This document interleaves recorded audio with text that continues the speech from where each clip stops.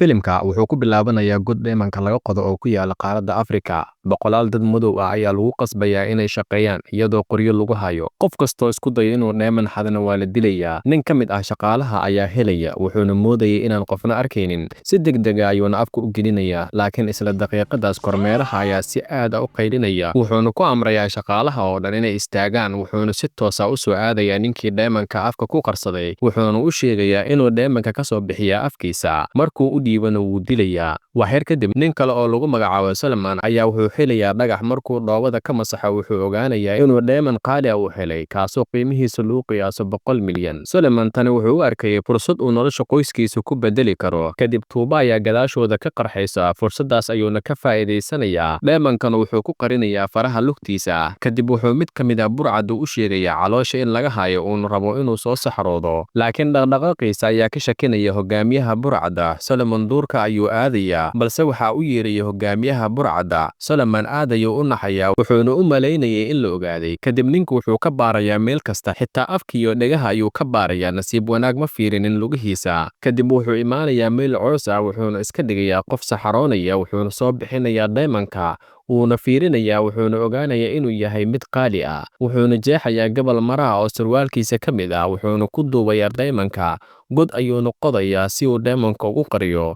Isla waqtigaas biskoolad ayaa madaxa loogu qabanayaa, wuxuuna ahaa hogaamiyaha burcad oo ogaaday qorshihiisa. Wuxuuna ku amrayaa inuu dheemanka u dhiibo, isagoo qarku u saaran inuu ku wareejiyo dheemanka. Waxaa meesha ka dhacaya qarax weyn. Waxaan ogaanaynaa in ciidanka deegaanka ay soo weerareen burcadda. Solomon wuxuu arkayaa hogaamiyaha burcadda oo si xun u dhaawacmay, markaas ayuuna si degdeg ah goobta uga cararayaa. Kadib wuxuu god kale ka qodayaa meel kale, si degdeg ah ayuuna dheemanka ugu duugayaa. Isla markii uu duugaba waxaa hareeraynaya askarta, waxayna u wadayaan xabsiga. Intii jidku lagu jiray, wuxuu dib u eegayay halkii uu ku duugay dheemanka. Wuxuu rajaynayay in maalin maalmaha ka mid ah uu soo laaban doono si uu dheemankaasi u qaato. Markii xabsiga la geeyey, Solomon wuxuu istaagayaa biraha xabsiga isagoo fikiraya. Daqiiqado kadib waxaa la keenayaa hogaamiyaha burcadda isagoo dhaawaca. Isla markaas wuxuu arkayaa Solomon, dadka ayuuna ku soo jeedinayaa, wuxuuna u sheegayaa inuu hayo dheeman qaali ah. Solomon isagoo xanaaqsan wuxuu siibayaa dhammaan dharkiisa si uu u tuso inuusan waxba haynin. Dadkii meesha joogay way la yaabayaan ficilkiisa, iyagoo rumaysanaya inuusan waxba haynin. Laakiin mid ka mid ah dadka caddaanka ah oo lagu magacaabo Danny Alger ayaa shaki galaya, wuxuuna ogaanayaa inay wax qaldan yihiin uuna wax qarinayo Solomon. Kadib Danny Alger xabsiga ayaa laga sii daynayaa, wuxuuna saaxiibkiisa u sheegayaa inay kor kala socdaan ninka madowga ah. Waxyar kadib Solomon isna waa laga sii daynayaa xabsiga.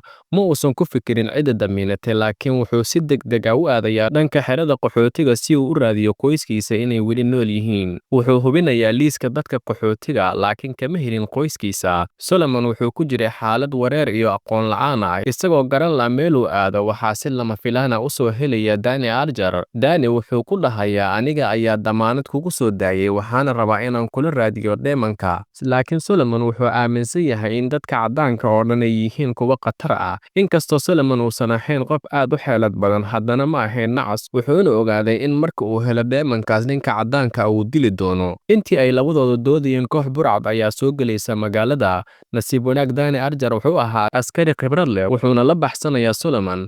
burcadda waxay rasaas ku furayaan dadka rayidka ah, isla markaasna waxaa goobta imaanaya ciidamada deegaanka, iyagoona ka labanlabayn waxay rasaas ku furayaan burcadda, taasoo sababtay inay dhintaan shacab badan. Solomon wuxuu bilaabayaa inuu ku kalsoonaado Danny maadaama uu naftiisa badbaadiyey. Maalintii xigtay, labadooda waxay u safrayaan Solomon tuuladiisa si ay u raadiyaan qoyskiisa, laakiin ilaalada ayaa u diidaya inay magaalada galaan. Nasiib wanaag, Danny wuxuu halkaas kula kulmayaa saaxiibtiisa oo wariye ah, isagoo kaashanaya suxufiyaddaas. Waxay raacayaan helikabtar, waxayna aadayaan xerada qaxootiga. Markii ay gaaraan xerada, saddexdoodaba aad ayay ula yaabayaan markay arkaan malaayiin qaxooti halkaas ku nool, kuwaas oo guri la'aan ah. Dhowr daqiiqo kadib, Solomon ugu dambayn wuxuu helayaa qoyskiisa, laakiin xaaskiisa ma faraxsaneen, waxayna u sheegaysaa in wiilkiisa ay qabsadeen burcadda. Solomon markuu maqlay arrintaas aad ayuu u xanaaqayaa, wuxuuna ogaa in burcaddaas ay carruurta tababaraan si si ay ugu dhigaan kuwo gacan ku-dhiigliyaal ah. Sidaas darteed wuxuu go'aansanayaa inuu mar kale ku laabto meeshaas si uu wiilkiisa u raadiyo.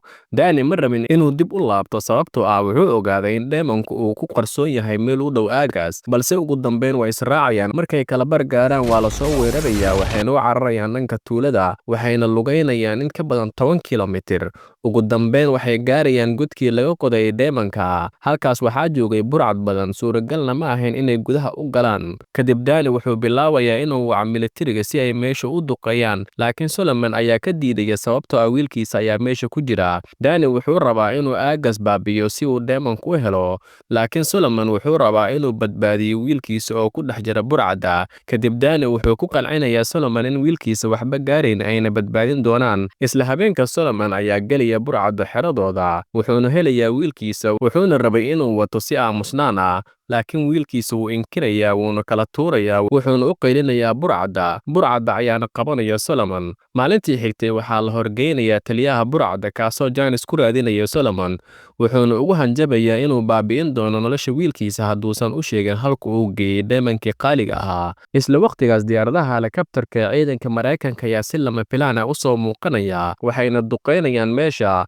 Iyadoo dagaalka socda, Solomon wuxuu ku boodayaa taliyaha burcadda, wuxuuna ku garaacayaa badeel ilaa uu ka dhinto. Dhinaca kale, Danny wuxuu naftiisa khatar u gelinayaa si uu u badbaadiyo wiilka Solomon, sababtoo ah wuxuu ogyahay in badbaadinta wiilka ay tahay jidka keliya uu Solomon ku oggolaan karo inuu tuso halka uu ku qariyay Damonka. duqeyn iyo rasaas toos ah kadib burcadda waa la laynayaa. Kadib waxaa lagu soo jeesanayaa Solomon. Korneelka Danny ayaa mar hore u sheegay inuu Solomon hayo Damon qaali ah. Solomon isna wuxuu ogaa in halka uu Damonku ku qarsan yahay ay tahay kaarka keliya uu ku badbaadin karo noloshiisa. Sidaas darteed abkiisa ayuu xirtay, wuxuuna diiday inuu hadlo. Kadib Korneelka Danny ayuu ku dhahayaa ninkan u sheeg inuu noo sheego halka uu ku dugay Damonka. 40% ayaan ku siinayaa, anna 60% ayaan qaadanayaa, ama labadiinaba waa inaad halkan ku dhimataan. Danny wuxuu soo saaraya wiilka Solomon, waana meesha kaliya uu ka jilicsan yahay. Ma uusan haysan doorasho kale, wuxuuna u wadayaa meesha uu ku aasay Damonka, wuxuuna bilaabayaa inuu qodo godkii uu ku duugay Damonka. Danny iyo Solomon labaduba waxay fahmayaan in isla marka Damonka la helo noloshooda ay geli doonto khatar oo la dili doono. Danny wuxuu si lama filaan ah askari agtaagnaa u weydiisanayaa sigaar, balse wuu u diidayaa. Solomon wuxuu fahmayaa inuu u baaqayo Danny, wuxuuna iska dhigayaa inuu helay Damonka. Dhammaantood waxay bilaabayaan inay fiiriyaan godka.